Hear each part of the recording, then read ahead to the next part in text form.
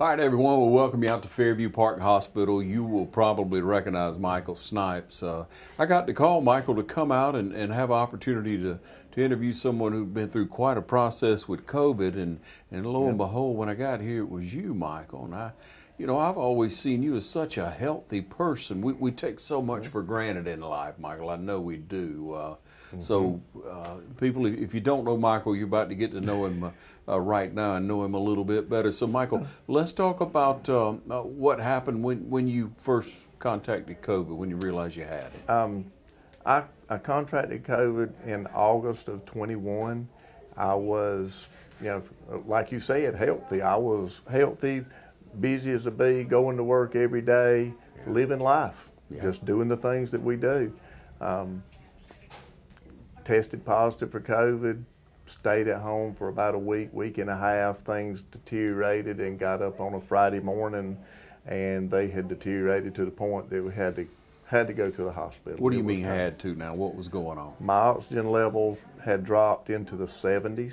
The doctors had told me to watch my O2 levels, and got up that morning, knew I was weak, knew something just didn't feel right, checked my oxygen levels, which I had been monitoring the entire time, and they had dropped into the 70s. And I told my wife, I said, Penny, we got to go to the hospital. I don't want to, but that's what we got to do.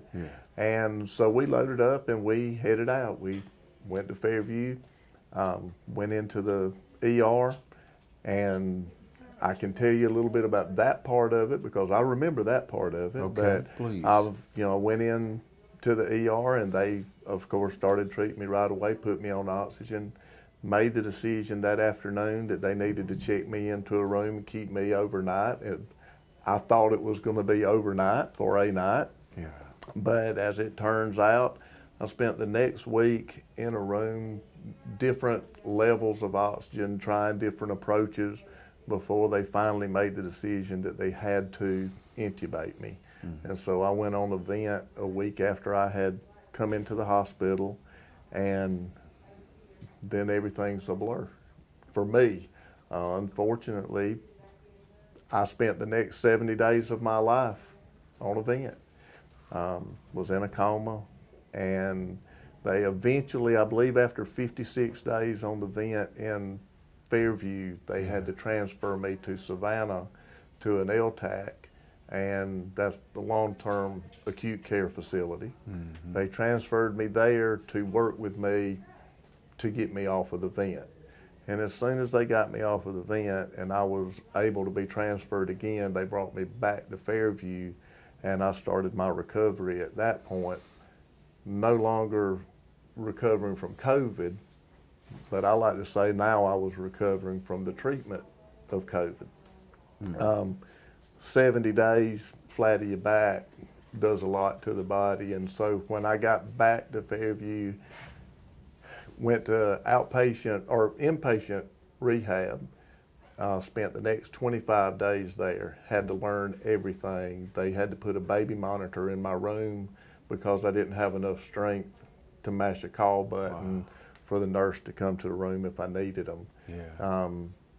That just little things like that, but I weighed 147 pounds when I got back. I had just withered away to nothing. Well, you were over 200 pounds. Yes, I was. Yes, I was. I was about 210 when I went in the hospital, and like I say, 147 when I came home.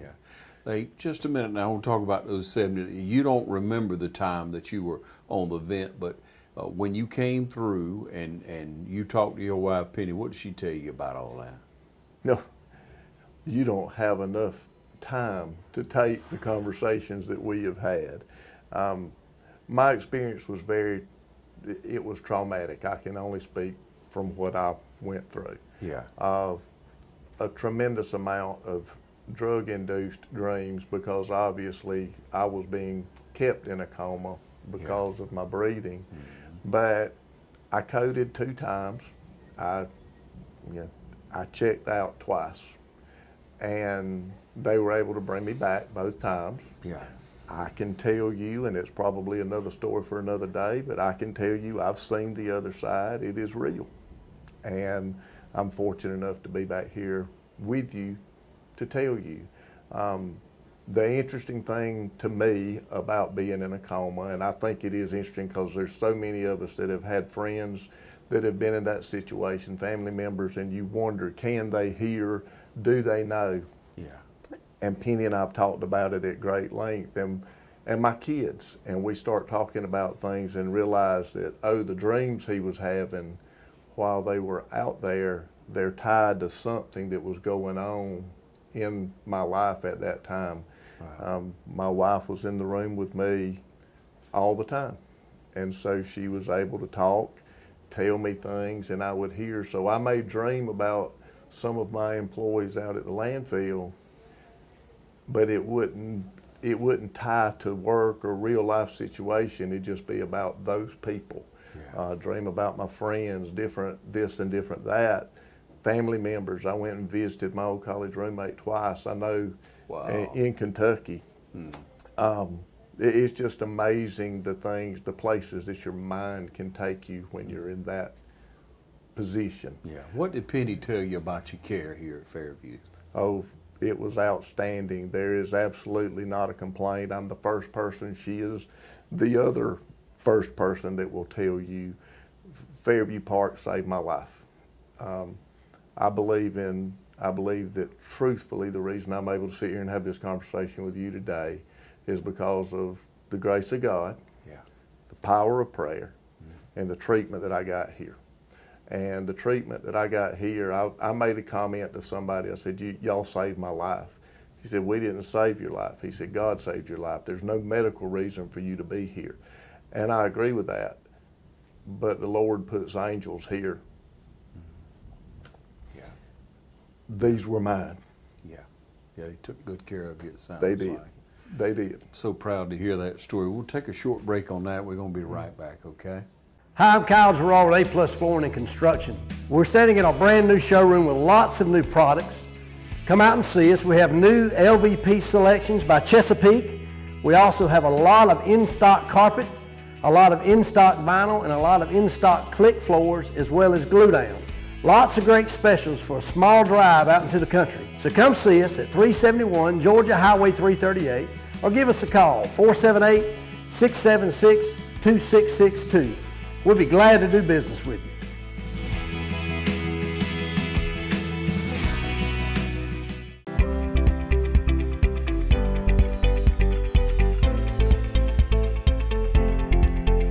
When your ability to get up out of a chair, stand, walk, and do routine activities without hurting every day, having to take Tylenol, Motrin, or leave to get through the day, then it's time to come see us. Again, if you're avoiding activities, you're not going to do things with your friends or your family or your children, then you should not let it impact your life like that. We have things from medications to injections to surgery. A lot of people, I think, are scared to come see us initially because they're not ready for surgery. 85% of the people that I see in my office, I'm treating with something other than surgery. It's that small group of people at the end of their disease that are getting knee and hip replacements. So don't be afraid at least to come and let us check it for you.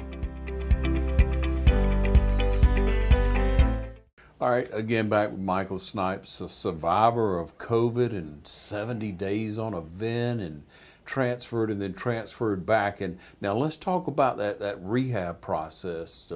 You said there was a time you couldn't even press the button to call a nurse. They had a baby monitor in the room with you. Let's go from there now, please. That's right. When I came back, and you know, you got to laugh to keep from crying sometimes. And they brought me in, and they were doing all of the admissions work and getting me checked in and settled into my room. Yeah. And my nurse, she was just such a sweetheart, and she tucked me in. And she said, okay, she said, if you need me, you know, the button's right here. You just press the button and call me. And I said, honey, we got a problem. And of course, I was weak, and I whispered. In my mind, I sounded just like I sound talking to you every day, but I was whispering. And I said, we've got a problem. I said, you've got to get my hands out from under the covers because I can't. And that's when it hit me how physically weak I was. That was the first time I had really been back in the real world.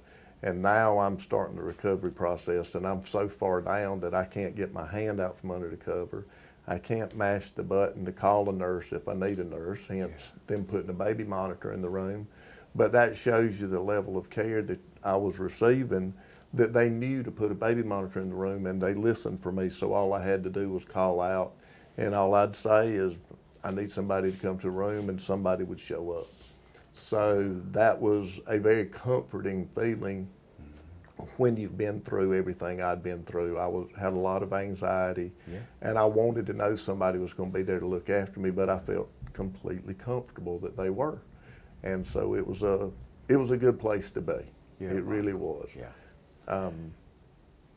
So the process started to build your strength back up, to start with different motor skills, I guess. I absolutely had to learn how to do everything again. Everything.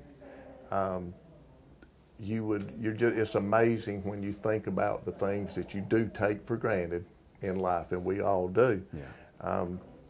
Couldn't move my hands. I had a remote control. I'd watch TV, but I couldn't change the channels. I thought the remote was tore up. I couldn't figure out why they wouldn't fix the remote. It never registered that you don't have enough strength in your thumb to mash the button to change the channel on TV. So they started working with me. It was a very slow process. They had to work to get me to sit up, because I couldn't sit up in the bed without falling over. So they would have to work to start building my core.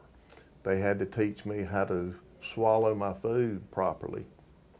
And it's not something you would ever think, but that is a core muscle job. Yes. And so knowing how to do it and knowing how to do it right are two different things. And I was just so weak and had nothing left. They had to teach me how to do everything. So I spent the first week just learning how to do very, very small things. I mean, brushing your teeth is not what brushing your teeth is when you're at home. Everything that you have to learn how to do. And then you get to that grand and glorious day where they let you go outside. And I went on a Sunday afternoon. I got in a wheelchair, or a Saturday afternoon, and Penny pushed me out to the pond, and my kids came to see me and several of my friends. And we visit for about 30 minutes, but I'm tired. And I realized, and it was just being weak, and you don't know because you've never been in that position before. But they brought me back upstairs that day. I visited with the folks about 30 minutes. And then I went through my routine of therapy, which is a very, very rigorous routine of therapy. A lot of complaining and whining on my part, I'm sure. But the patience of Job, that's all that I can say about the therapist. They work with you. They know they're willing to listen to and put up with what you dish out to help you get better. Yeah. The next week, we went back to the pond, to the lake. And Penny said, let's go around the lake. Let's make a lap. It was a pretty day. And about halfway around the pond, I was exhausted, and all I was doing was riding in a wheelchair. Wow. So just the act of sitting up for 30 or 45 minutes to get from my room and back, all I wanted to do was take a nap. I wanted to go to sleep. And taking a nap is really going to sleep at that juncture. Yeah. So we did that, though. I spent 25 days in inpatient rehab. Okay.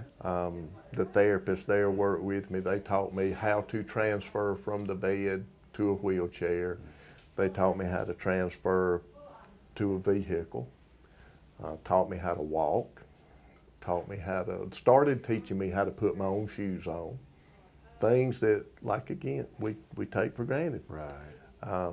But they taught me all of the things that I needed to know how to do so that I could get back to my real life.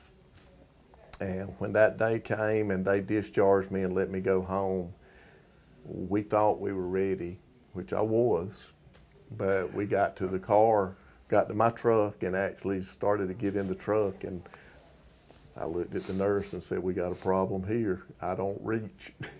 And she had to get in my truck and help me get into the seat. So, but it was so good, when 110 days total in the hospital. And to drive out of the same parking lot that you drove into 110 days earlier was just fantastic. It was refreshing, and you knew you had a chance to survive and to come back to who you were. Yeah. The next day, I started my path to recovery with outpatient rehab. Immediately after getting out, we came straight over here and started working with outpatient rehab, and they just continued what they had started in the hospital. They just worked right on, and they taught me all of the things that I had to know. I remember Calvin asked me one day, he said, "What do you want to learn?" I said, "I want to be able to walk on a walking stick. You know, I want to be able to walk with a cane instead of a walker." And he said, "We can fix that." We walked on a walking cane that day.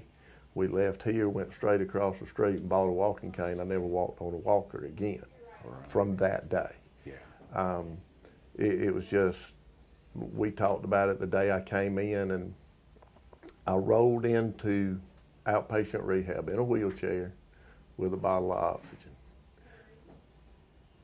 About 30 days or so later, and I can't tell you the exact number, but I came to my last therapy session for physical therapy.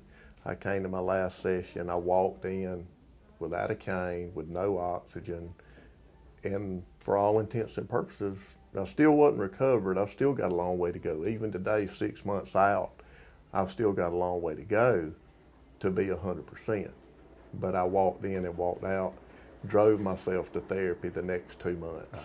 So, you know, they got me my life back. Yeah. They gave me my life back. Yeah. You had to have the desire to do the work, but they had to show you what to do to get better, didn't they, Michael? That's right. We were a team. Yeah. I think we were a team.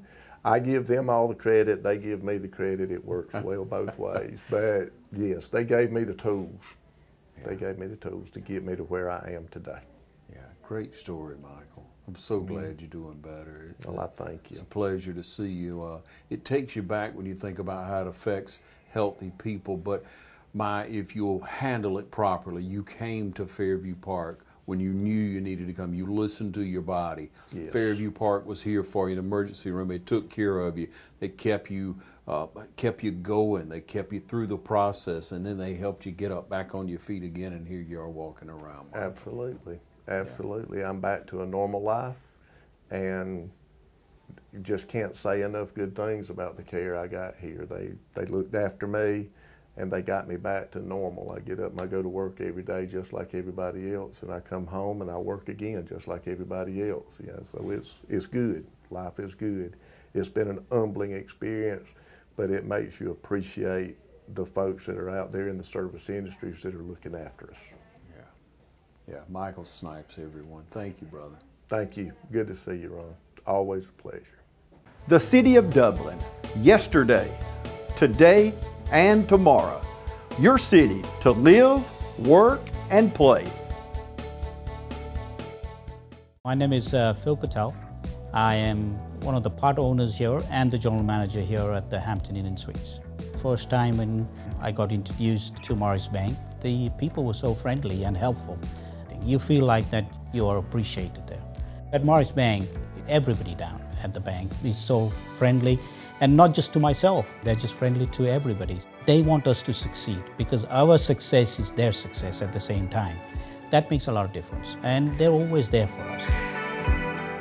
Okay, back with you. Stacy Davis, Director of Rehab here. And Stacy, what a wonderful story Michael shared with us. We'd like to have your take on your experience with Michael and how he did through the process and really what it provided for him, and then what you all may have gained from it. Okay. Well, when Michael came in, he was very, very, very weak. And so I won't forget, I walked over to the mat and gave him a hug and said, "How are you?" And he couldn't even hardly talk to me. He was out of breath, couldn't hardly talk to me. His sats kept dropping every time we would lay him down and set him up. And so I said, "You've got a long way to go, but we're going to get you there." And so as he'd come in each time, I'd see progression on how he was progressing. And he would go through physical therapy, and they would work on getting him in and out of the wheelchair, up and off a walker. And then, like you said, eventually a cane, and now nothing, that he's walking without an assisted device. And then occupational therapy would work with his arms and hands and trying to gain strength there, you know, so that he could do his daily activities that he was used to doing with his bathing and his dressing and feeding himself and doing all those things that we do take for granted, you know, putting on his socks and shoes. So they would work with that. And then we would just continue working on all kind of endurance things with both physical and occupational therapy as he came. And it was just amazing to continue watching him progress with those therapies and get back to living. You know, from a team aspect here, it's so rewarding to watch a patient come in and see them in the shape that he was and then helping him get back his life. I mean, that's what our fields are all about, is getting people back to living. And so it's been a very rewarding and touching story for us to have watched him and know him from the beginning and now to the end and where he's at now, being able to go back to work and live his productive life. Yeah, one of the greatest cases, I guess, of COVID you've experienced, isn't it, Stacey? It is. Yeah, and when you look at your team and you know, you come through it and Michael comes through and, you know, everybody leaves and you have a moment with your team, what are some of the conversations that y'all have over some success like this? Well, we look at, you know, look where he started, and we talk about how we had to keep his oxygen sats up. What did we do, you know, in order to do that, and that he was such at a low level, you know, how we had to change our aspects of what we would normally do sometimes with our therapy to treat him where he was and then to help him progress to where he is today. And so we talk about patients. We talk about, you know, was there anything we could have done differently? You know, what do we need to look for in the next patient? You know, and in outpatient today, we're getting sicker patients. So we're having to change the way that we practice, making sure that we do every time they come in, check every vital they have, so that we know where all those levels are and what exercises are going to be safe and what things we can do safely with them.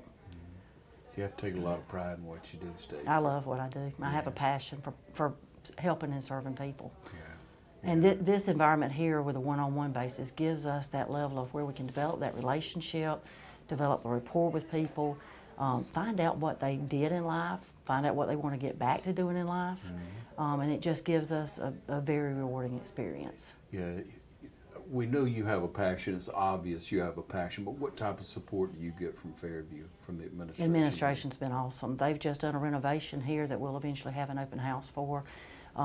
They get us the resources that we need.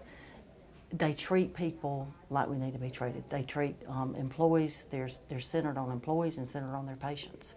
We're able to provide our patients with what they need because administration allows us to do that and supports the one-to-one care that we give here. Yeah, you treat people like family. We do. We're a big family here. Yeah, really do. Another wonderful story from Fairview Park Hospital. Stacey, thank you. Continued success to you and your team and everyone here at Fairview Park. Thank you.